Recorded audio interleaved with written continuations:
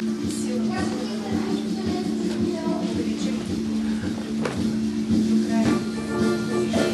на българското училище към посолството в Лондон.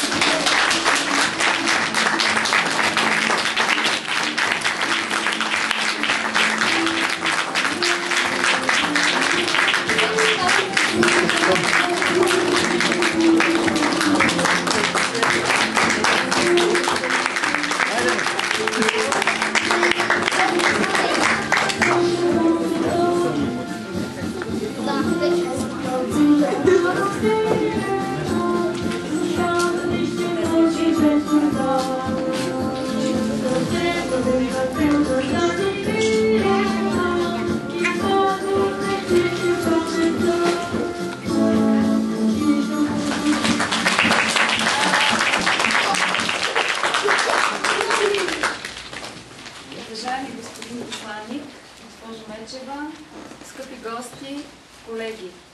С удоволствие и с нескрито вълнение ви представям тези прекрасни азбукарчета, от днес вече първолачета в нашето училище. Уважаема госпожо Мечева, предавам ви тези чудесни деца нетърпеливи да започнат първите си уроци. С вашия огромен опит като учител и бих казала като водител, вие скоро ще сложите в ръцете им българското четмо и писмо, а в сърцата им любовта към България. На добър час и успешна учебна година!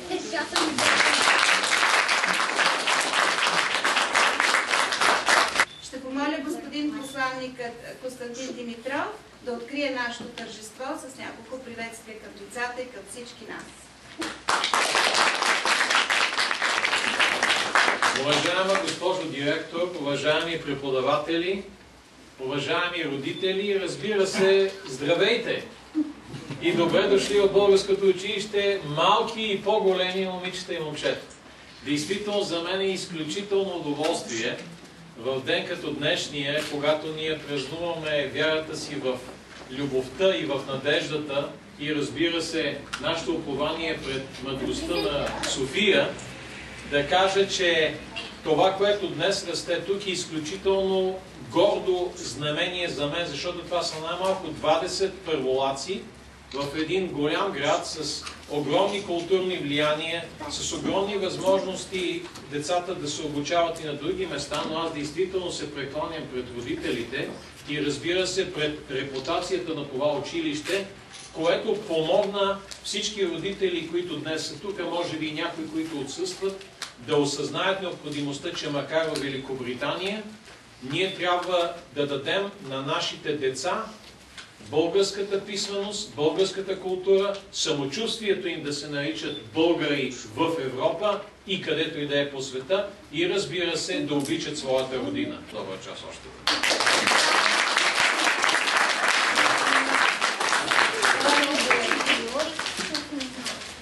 Имаме една изненада сега. Почти никой не знае това, което ще се случи сега. Какво е? Заповядайте всички тук. Българското училище към посолството в Лондон започна своята 26 годишна история. Накрая на миналата учебна година ние получихме почетния медал Иван Вазов за дългогодишната дейност, която развиваме под покрива на българското посолство. И ето тук това момченце държи медала, който аз искам да ви покажа. Ето, дигни го високо да видят всички. Ето. Това е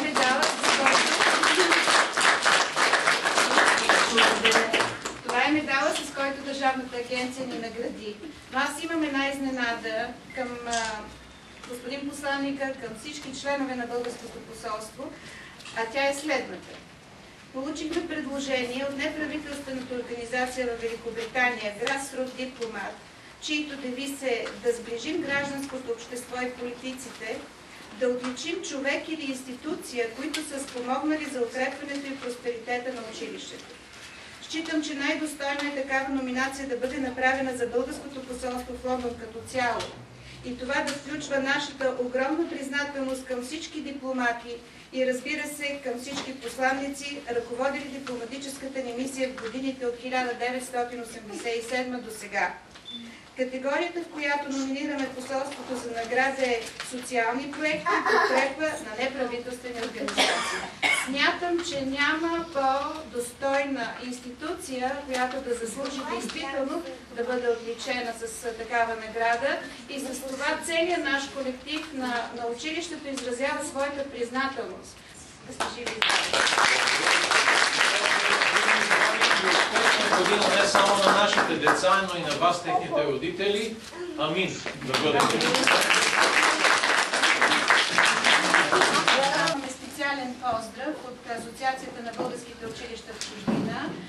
Българските училища в чужбина са вече над 200 на брой.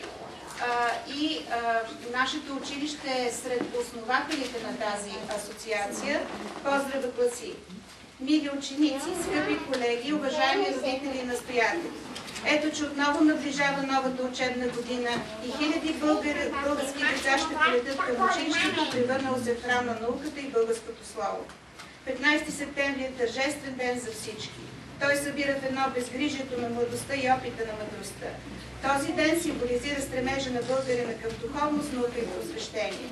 Желаем на всички ученици, поели пътя на знанието, много радости и предизвикателства във вълшебния свят на буквите, книгите и историята.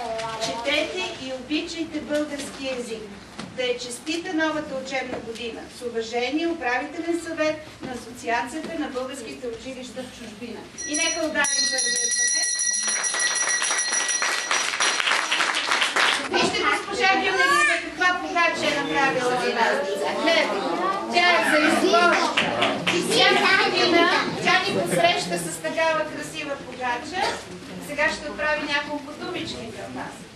Аз всъщност да кажа, да им пожелая приятно и плодотворно прекарване в часовете в училище.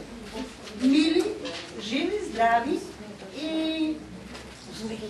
Посрещаме ви с хляб и медец, за да е сладък живота ви в нашето училище и да са ви сладки успехите, които ще постигнете с наша помощ. Сега аз искам да представя моите колеги, моите прекрасни колеги, с които имаме един невероятен колектив и с които работим вече дълги години. Започвам подред така, както са строени. До мен е госпожа Здравка Владова-Момчева. Надявам се, че повечето от вас я познават. Поетеса и писателка, има редовна рубрика във вестника БГ Бен. Автор е на първото помагало по старобългарска литература, най-трудната литература в училище. Невероятен български говори тази жена, казах поетеса и писателка, и на такъв български учи нашите деца в гимназиалния ни клас. Здравка Владова! Вече ви казах, госпожа Невяна Анастасова, млад човек, изключителен професионалист, много всеотдайна, работи в нашата предучилищна група с децата от 4 до 6 години. Много я обичат, много я харесват. Едва ми я оставят нея, за да дойдат при мен. Госпожа Елена Роблес. Елена Роблес е много дългогодишен сътрудник на нашето училище. Тя е хореографът, тя е човека, който завежда танцовия състав за народни танци, и ще видите на нашите празници на какво учи нашите по-големи деца. Госпожа Лидия Бюнелиева, както видяхте, прави страхотни погачи, но освен това е много добричка с децата. Много добричка, аз понякога съм по-лоша, а тя винаги намира начин да ги успокои. Тя е нашия преподавател по българска история и география. И сега много ми е драго да ви представя най-новия член на нашия колектив, госпожа Валентина Александрова. Преподавател историк, доктор на науките. Тя ще отговаря за административната част в нашето училище, която изведнъж става огромна. Освен това ще помага в първи и втори клас, ще преподава на децата предмета роден край. Госпожа Мечева представя така блестящия си екип. Наистина невероятно работим заедно. Но тя не представя себе си. Аз искам като нейна колега, а предполагаме всички вие ще споделите това, което имам намерение да кажа, че пред вас стои един български феномен. И го казвам не като комплимент, а като констатация. И аз сега ги дигнете високо, всички, с количката предната напред. Така, високо. И аз сега викайте зеле всички. Хайде сега. Зеле! Така, браво!